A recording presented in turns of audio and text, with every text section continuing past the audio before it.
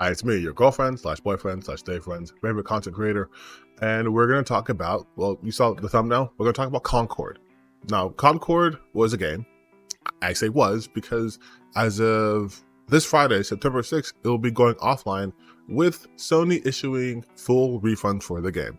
Now, a lot of people online are going to try to do what I like to call the low effort content. It is red text, woke, probably a picture of like Brie Larson and Sweet Baby Inc. or some other unrelated woman, and then to really hammer home their non-biased point, the thumbnail will be probably of a person of color who is related to the game, to sort of put the blame on DEI or ESG, right? That's the common thing they're doing this now. It's the grift.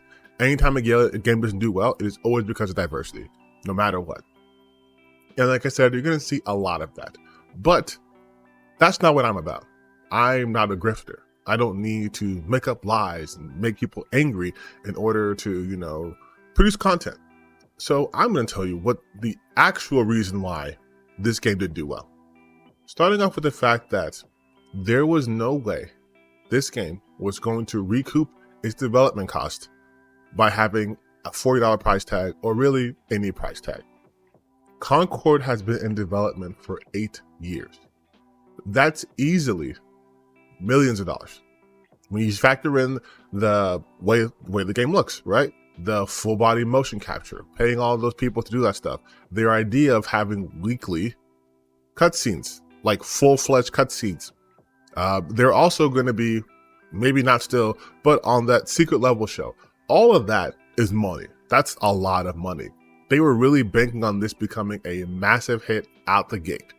I don't know why they were having those expectations, considering the fact that the market they were trying to penetrate is so heavily oversaturated that literally hundreds of games have come out in this genre and have disappeared in the ether. In fact, the only games that are still out right now that could be comparable to this is Overwatch 2. Apex, Fortnite, the Modern Warfare, the battle game, right? And I'm missing one. Aren't I? I'm missing an obvious one. Tell me which one I'm missing.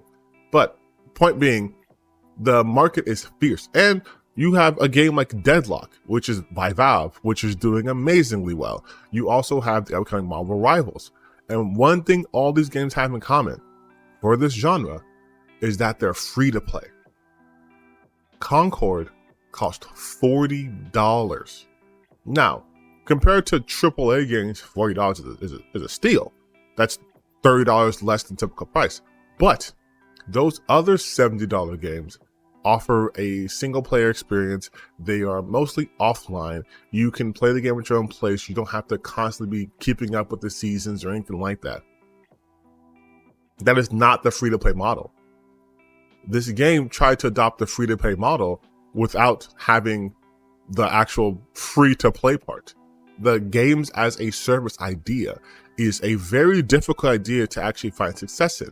Again, which is why a lot of games that try to do that don't work out. Do you guys remember that game that was put out by Platinum?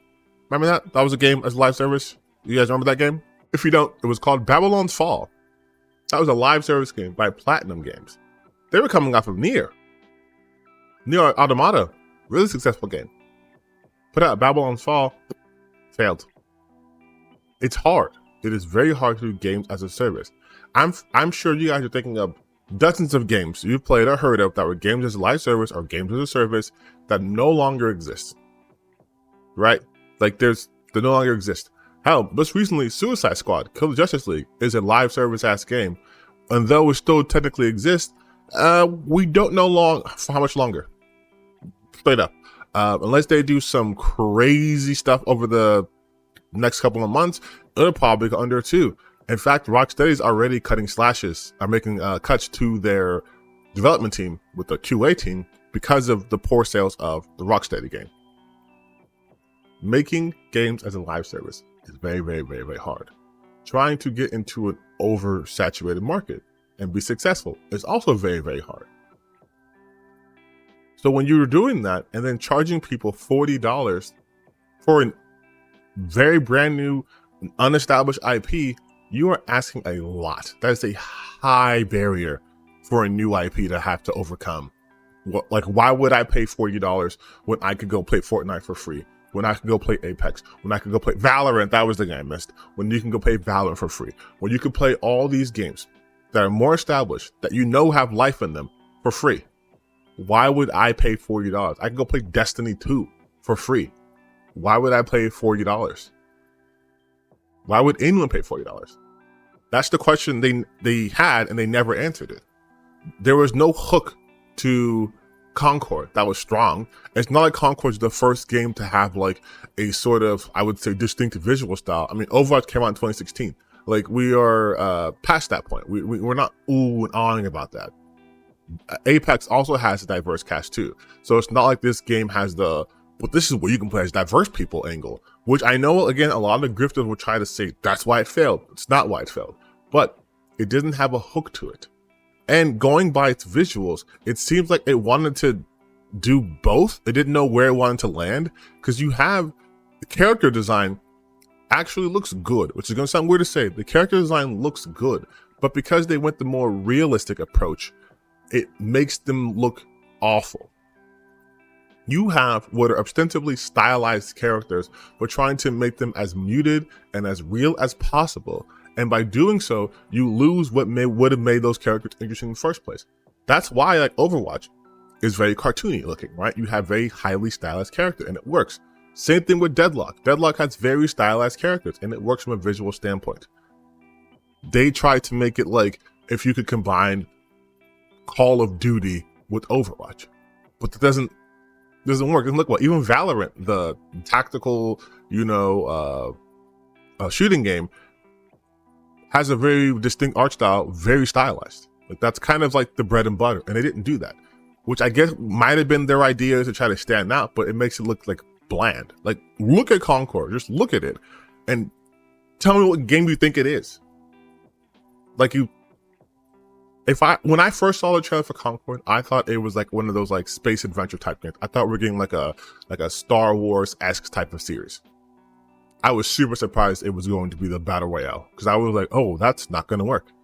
And it didn't.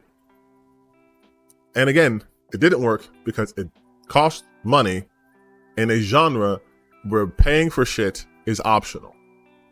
And usually things you pay for are like battle passes for skins. That's it. You don't pay for the actual game. I don't know why Sony decided to do this, or PlayStation decided to do this, when they had really good success with Helldivers 2. So, like, I thought maybe they knew what they were doing, but now it looks like they don't know what they're doing at all. And instead of pivoting to free-to-play, it looks like they're trying to just cut their losses. If we learned anything this year, and the year before, is that these big corporations don't give a shit about potential of anything. They want bottom line. If we could talk about Warner Bros. For a small second real quick. They never released Batgirl because they said it was unreleasable, and they rather just take the tax write-off. But then they released The Flash, which was a dog shit movie.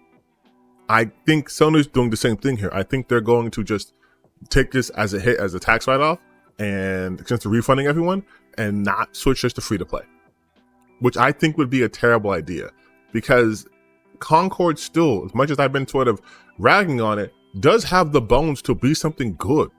If you lower the barrier for entry of the $40, make it free, I'm sure a lot more people will be playing the game. But I don't think they're going to do that, which sucks, because people spent years of their life working on this, like with all games. But they spent 8 years working on this game, creating these characters, figuring out these systems, all for it to go to waste. The game's done in 3 days. It came out like what? September 3rd, like a week ago? Hasn't been out that long. I believe the day before had a longer runtime than this game. That's just sad, because this is way better than the day before. The day before was a fucking scam game. This was not. But again, it was always doomed to fail because it was released as a $40 game in a genre that is oversaturated and full of free-to-play games that are established with bigger audiences. This wasn't going to take eyes away from Fortnite or even Overwatch 2, especially we have like Deadlock being not really released but known about. It had too much competition and didn't do enough to separate himself. That's what happens though. That's what games do. Sometimes you succeed, sometimes you fail. But again, I really want to hammer this point in. It has nothing, absolutely nothing to do with DEI. I wouldn't even understand how you could even reach that conclusion. The people are aliens. You have a purple guy, you have a green guy, you have like robots. Like, I don't understand why that'd be the case. And also, if diversity was truly the issue, then the games that are succeeding, that are diverse, wouldn't succeed too. So that can't be the reason. I know it's much more interesting to have this huge conspiracy theory. Like, no, it's because ESG. When in reality, it's boring. It's just a numbers game. They looked at the numbers that they currently have. They looked at the numbers for how much they spent and realized that at the rate they're going, they're never going to make their money back. So they might as well just cut their losses. That's it.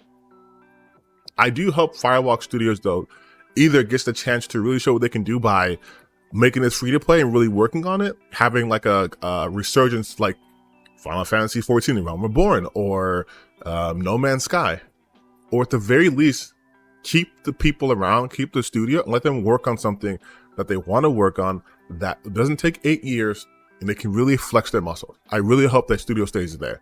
But reading the tea leaves, seeing how the gaming industry has been these last couple of years, I'm very doubtful that will be the case. In fact, I'm expecting to hear the studio being dismantled in the next week or two. I hope I'm wrong though, but I just want to make this sort of quickest video explaining, yeah, you're going to see a lot of low effort content from people talking out of their ass about how the game is failing because of DEI. That's not the case. The game failed because of the reasons I mentioned. It was $40. It didn't do enough to stand out from the crowd. That's it.